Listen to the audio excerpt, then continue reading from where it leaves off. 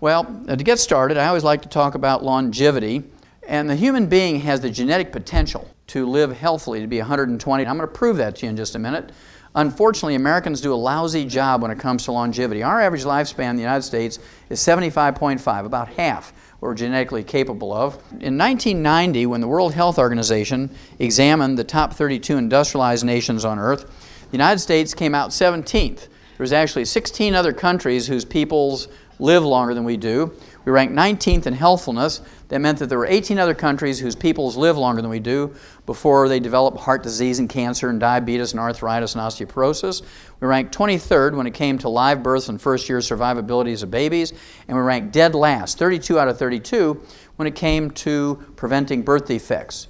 Now, what all this means is we have the highest priced healthcare system in the world, but not the best. It also means that we have the most envied healthcare system in the world, but not the best. We have the most technologically advanced healthcare system in the world, but not the best.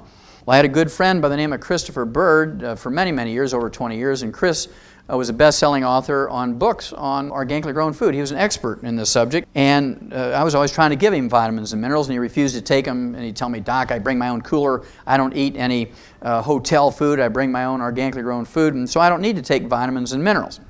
Well, I was changing planes, again, in Atlanta, had an hour to kill, picked up the local newspaper, and guess whose obituary I found in the newspaper? Chris Bird. Of course, again, he was a best-selling author of books, The Secret Life of Plants, The Secrets of the Soil, and he died at age 68 from a ruptured aneurysm, a type of stroke, 7.5 years before the average American dies. And he led a pristine life, lived up in the mountains, had an organically grown garden, collected herbs, like Yule gibbons, and ate wild hickory nuts and all those kind of things. And because of his belief, he died of a copper deficiency. And I'll show you in a minute that copper deficiency causes ruptured aneurysms. And it's just a tragic thing that people have so much to give and die at less than half their genetic potential for longevity. A lot of people say to me, "Doc, I don't need to take vitamins and minerals and trace minerals because I use herbs."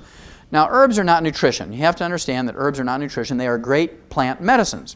They're safer. They're more economical, and in most cases are more effective than prescription medications that doctors will give you, but they're plant medicines. If you have diarrhea, they can tighten you up. If you have constipation, they can loosen you up. If you have hypertension or high blood pressure, they can bring it down.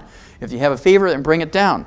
But don't expect to get enough calcium or selenium or boron or copper or vitamin A from herbs. Well, I've been doing biomedical research and clinical research in animals and human beings, and I can tell you no matter how you look at health and longevity, whether it be in animals or human beings, there's only really two concepts you have to deal with. Concept number one I refer to as avoid stepping on the landmines. This is where you don't want to throw away your healthy physical body wastefully. You don't want to smoke. Don't abuse alcohol. Don't do drugs. Don't jog down the highway at 2 o'clock in the morning wearing an all-black ninja suit. You're going to get hit by a truck mirror, right? Whenever a doctor says, "Here's our options," never say, "Doc, whatever you say, you're the doctor." When a doctor says, "Here's our options," what you want to do is say, "Look, I want copies of all these records and tests, I want copies of the x-rays," and go visit 3 other doctors and 3 other hospitals. You want to talk to 12 of their living patients that had gone through this procedure.